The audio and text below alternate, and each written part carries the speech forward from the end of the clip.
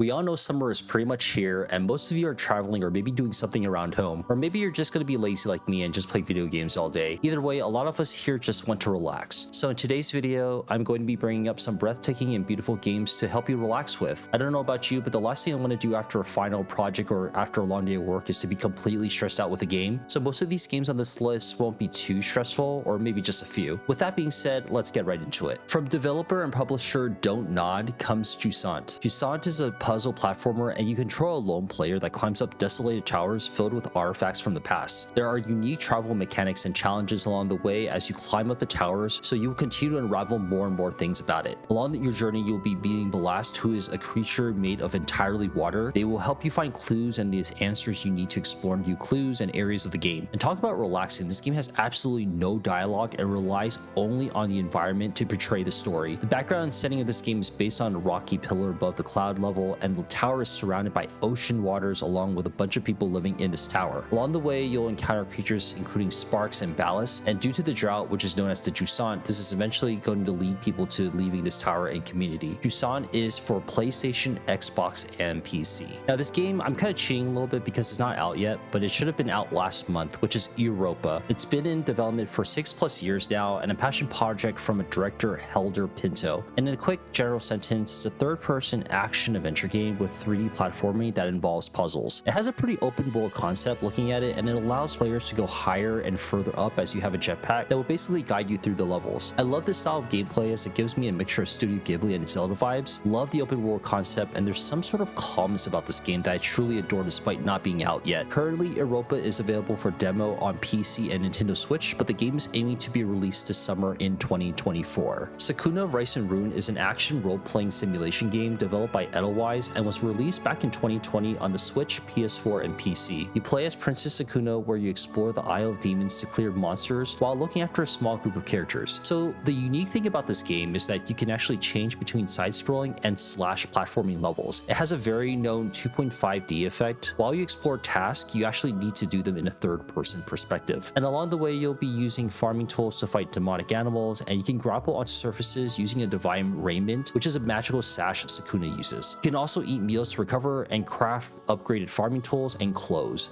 Sakuna Rice and Rune is on PlayStation, Switch, and PC. Aka is an open world game where you go on a journey through islands, and along the way you'll encounter giant monsters, feed dragons, take care of friends, and just a bunch of things to do along the way. But be aware of the demons from your past that will remind you of things that you're going to want to let go of. This is a beautiful game as you make your way through gardening and construction, and you'll also have time to relax where you'll be able to go to hot springs and just watch clouds. You will encounter villagers, animals, monsters, ghosts that need to be freed, and a really unique thing about this game is the mini games. Aka is on Nintendo Switch and PC. Now this game isn't quite as relaxing with its Souls-like gameplay, but I will say this is one of the most beautiful games I've ever played. Kena Bridge of Spirits came out back in 2021 of September, and I was immensely intrigued with the game and how beautiful it looked showing the performance of the PS5. From Ember Labs, you play as a girl named Kena who is a young spirit guide that uses abilities to help the dead move from physical to the spirit world. You have a staff that attacks enemies and her pulse ability that helps you defend against monsters' attacks. You are also collecting spirits known as Rot, which help you battle against monsters. This game is also inspired from Eastern locations like Japan and Bali, where they utilize a lot of the cultural atmosphere to give it that unique feel to the environment. And as a spirit guide, the whole point of this game is to help understand their difficulties and help them move forward with their lives.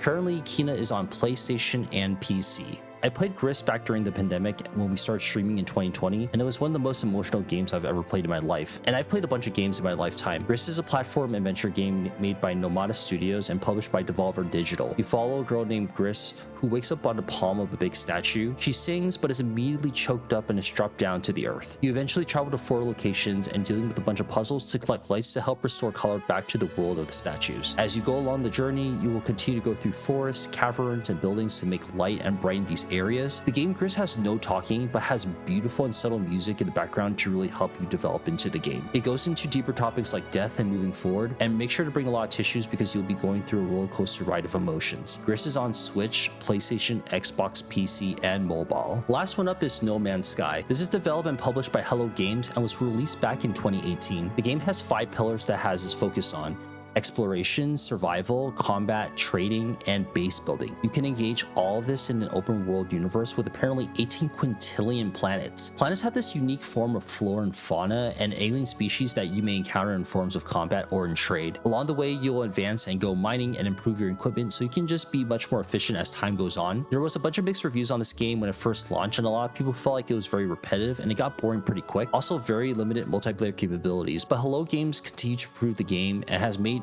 a huge turnaround with its community. There have been a bunch of free updates which include multiplayer components and making new features like base building, fleet management, and even cross-platform play. Truly made a comeback as many people saw so many negative reviews about this game from first glance and gameplay, but this is a definition of a company that's willing to take on criticism from consumers and made it into a positive, and we love to see it. No Man's Sky is on PlayStation, Xbox, the Switch, PC, and mobile. What are some games with beautiful backgrounds that help you relax? Comment down below and let us know. I personally love Kena Bridge of Spirits and Gris, but I'm looking forward to playing some of these other games on the list as well. Also, let me know if you have any other games on the list that I'm missing. My name is Jer, one half of the Ginger Gaming Duel, and I hope you have a great rest of your day or night.